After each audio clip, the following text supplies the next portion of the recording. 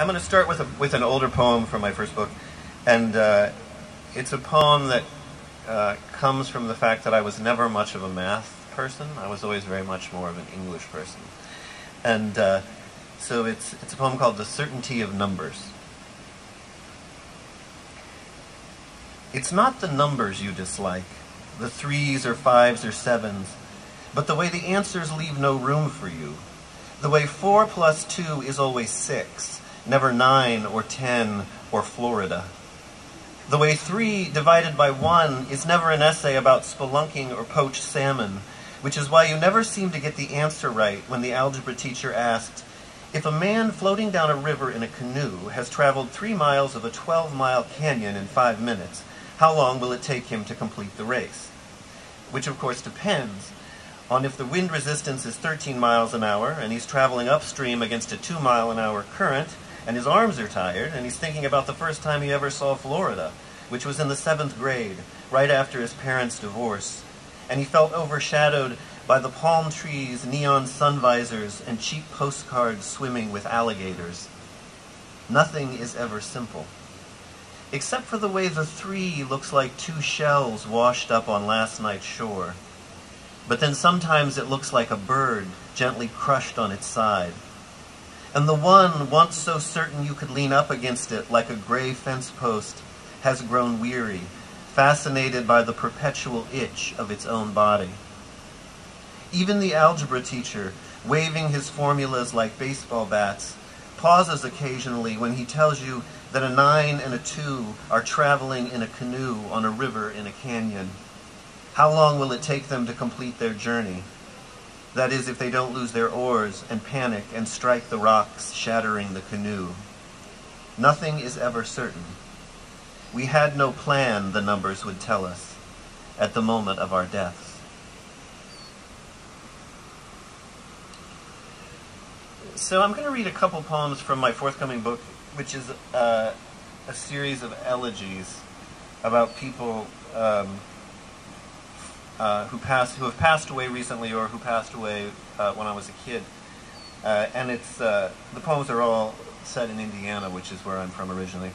And not too long ago, I guess a year or so, year and a half ago, my mother had told me that our old Avon lady had died. And she was always sort of a mythic figure to me as a kid. And I was always fascinated with her. So this is a poem about her. It's called The Death of the Avon Lady. As a boy, I watched you on our sofa, spreading powders and honey soaps, your satchel open to perfumes, lipsticks, hopes embodied in the names, surrender, sin, always tomorrow. My mother changed diapers, scrubbed cat piss from rugs on hands and knees, but you drifted in the door, bright red nails and shapely calves. I remember how you leaned and touched my face, and once you winked. But now the hillside holds you, dark hair fanning in the crush of green. The whole ridge soft and feminine, scent of lavender, sage, jewels of sap from sweet gum pods splitting open like the small tumors in your breast. Already death seems different. The way the hawk preens the field mouse in its jaws. The way the hillside turns luminous as its ribs crack apart. For days I watch a cabbage rose, moving sunward and ravenous, gone gorgeous in its foul, disintegrating heart.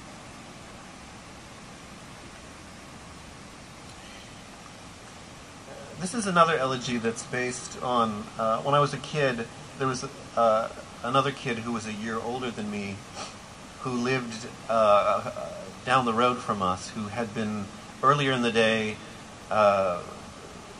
playing in the garage and had somehow gotten gasoline from the mower on himself. And later in the evening he was striking matches on a tree and he caught fire. So this is a poem about that, and it's called The Smoke. Past houses, past pickers and bone cleaners, rats and carrion birds, alley cats clawing out fish heads from the trash.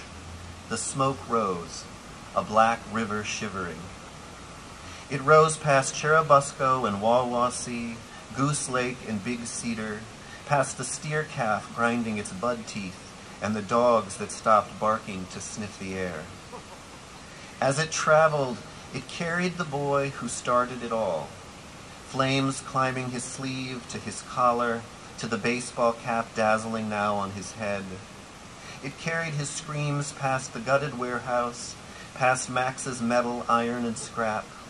It rose into combines filling the dead machines, one hair at a time.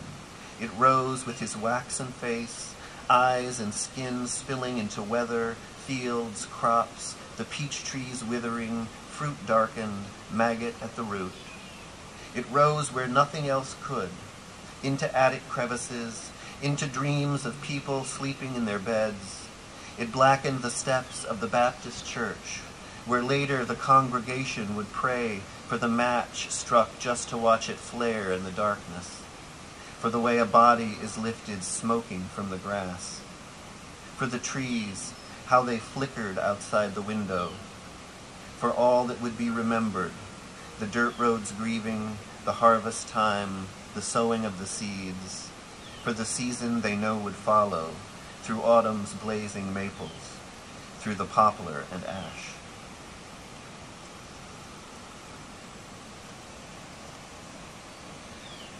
So I think I'm going to read one more poem, and it's a newer poem from a new project I'm working on, and I've been trying to write an essay for a while about my dad's gun collection. He has this collection of guns that I grew up with, and he sees a gun as kind of an object of beauty almost, and I have a much more ambivalent relationship to them. So